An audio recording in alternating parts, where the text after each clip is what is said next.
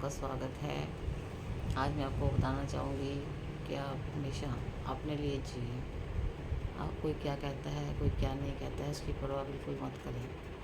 क्योंकि अगर आप सोचते रहेंगे कोई हमारे बारे में क्या कहता है, तो आप ज़िंदगी में कभी सुखी नहीं रहेंगे।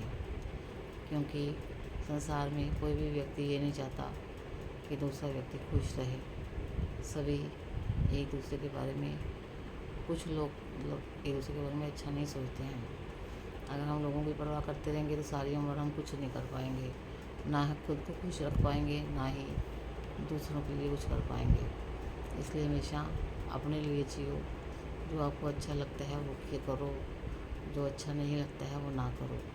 अपनी फैमिली को प्रायोरिटी पहले दो, उनको पूरा सम्मान दो, उनकी पूरी इज्जत करो और उनके लिए पूरा सब कुछ करो। और दूसरे लोग क्या कहते हैं क्या नहीं कहते हैं उसके बारे में मत सोचो।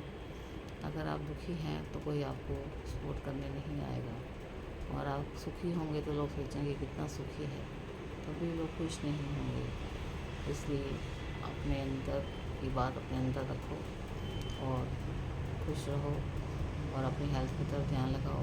अपना खाना पीना देखो, और आपको जो अच्छा लगता है, जो भी एक्टिविटी में भाग लेना है वो करो। जो आपको अच्छा लगता है वो करो, और सबसे पहले अपना ध्यान अपनी सेहत की तरफ लगाओ।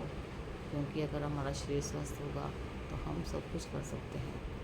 अगर हमारा शरीर स्वस्थ नहीं होगा तो हम चाह कर भी कुछ नहीं कर सकते हैं। इसलिए अपने हेल्थ का बहुत ध्यान रखिए, समय समय पर चेकअप करवाएं, पानी खूब पिए, खाने पीने का ध्यान रखें, मौसमी फल सब्जियां खाएं, रोज़ डेली सैर करें, योगा करें, प्राणायाम करें, और स्वस्थ रहें। और सबसे अच्छा बोलें। कोई आपसे कटु शब्द भी बोलता है तो उसको अवॉइड ही करें। जब तक ज़रूरत से ज़्यादा कोई आपके पीछे नहीं पड़ता है उसको अवॉइड करें। अगर कोई ज़्यादा ही तंग कर रहा है तो उसको जवाब देना भी ज़रूरी होता है। तो इसलिए कोशिश करें कि सबसे अच्छा ही बोलें, थोड़ा बोलें, कम बोलें, और नाप तोल के बोलें।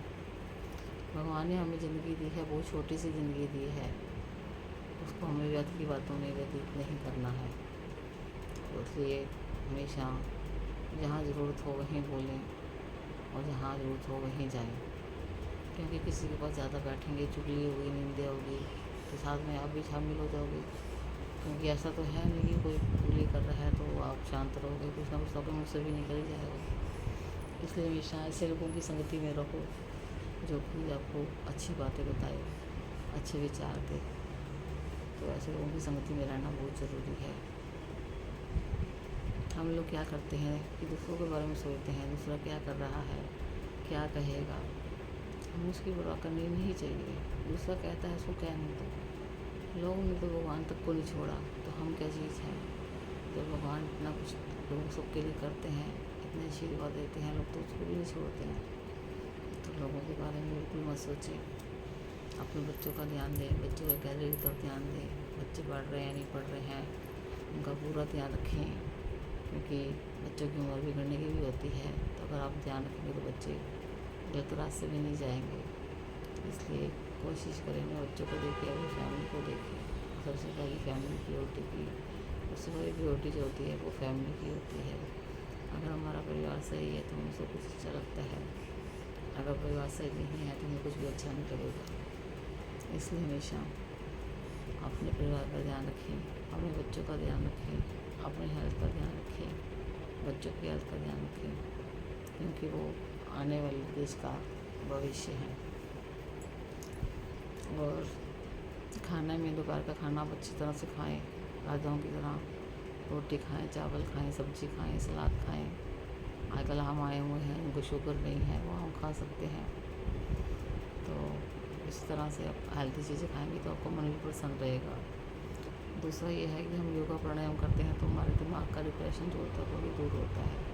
क्योंकि हर इंसान अकेला रह रहा है, उसको कोई ना कोई डिप्रेशन हो जाता है कि वो अकेला है, क्या करेगा क्या नहीं करेगा, आगे के बारे में सोचता रहता है। तो योग करेंगे तो आपका ध्यान भी डाइवर्ट रहेगा। इसलिए कोशिश करें कि योग और प्राणायाम भी करते रहें। तो किसी के साथ भी करें ज़रूर। और रात का खाना जल्दी खा लिया करें, सुबह का खाना राजाओं की तरह खाएं, रात का खाना भी खाएं की तरह। क्योंकि रात का खाना भी जल्दी खाना ज़रूरी है, नहीं तो डाइजेस्ट नहीं होगा। तो इसलिए रात का खाना आप जल्दी खाया करें। और रात के खाने के बाद अगर सैर नहीं कर सकते हैं तो वज्रासन में बैठ जाए। घुटनों के बल जो बैठते हैं उसको वज्रासन बोलते हैं। 5 मिनट बैठते हैं तो 15 मिनट की सैर के बराबर है। 10 मिनट बैठते हैं तो आधा घंटे की सैर के बराबर है। तो इस प्रकार अपनी हेल्थ का ध्यान रखें, अपने खाने पीने का ध्यान रखें, क्योंकि अगर आप स्वस्थ हैं सभी आपसे बातें करेंगे। और भगवान ना करे जिस दिन आप बीमार पड़ गए तो आपके पास कोई नहीं आएगा, आप अकेले रह जाएंगे। ऐसे सभी कहते हैं सुखी रहे संसार, दुखी रहे ना कोई। तो इसलिए हमेशा संसार सुखी रहे, सभी सुखी रहें, कोई भी दुखी ना रहे। सबको भगवान खाना दे, सबको भगवान शारीरिक स्वास्थ्य दे, सबको सभी खुशियाँ दे, सबको अच्छे विचार दे, ताकि वो दूसरों के बारे में बुरा सोचकर अपने विचारों को ना निकाल दें। स्वस्थ रहना बहुत जरूरी है। बिना स्वस्थ रह के हमें कोई भी नहीं पूछेगा। और रात की नींद पूरी लें, 6 घंटे की नींद, 8 घंटे की नींद जरूर लें। पानी खूब पिएँ, सुबह उठते सार ही 4 गिलास पानी पिएँ। और स्प्राउट खाएँ, स्प्राउट बहुत हेल्दी होते हैं। अगर आप स्प्राउट खाते हैं तो आपको बहुत एनर्जी मिलती है, आपका पेट भरा रहता है और आपका मोटापा भी नहीं बढ़ता है। मोटापा बढ़ जाए तो एक अंगूठा और तीसरी उंगली को दबाएंगे, 1 घंटा इसको करें डेली, या किसी टाइम भी करें, पूरे दिन में 1 घंटा करना है। लेट के बैठ के उठ के जैसे मर्जी कर सकते हैं, इससे आपका मोटापा कम होगा। और ये पहली मुद्रा बनाते हैं, ये ज्ञान मुद्रा होती है।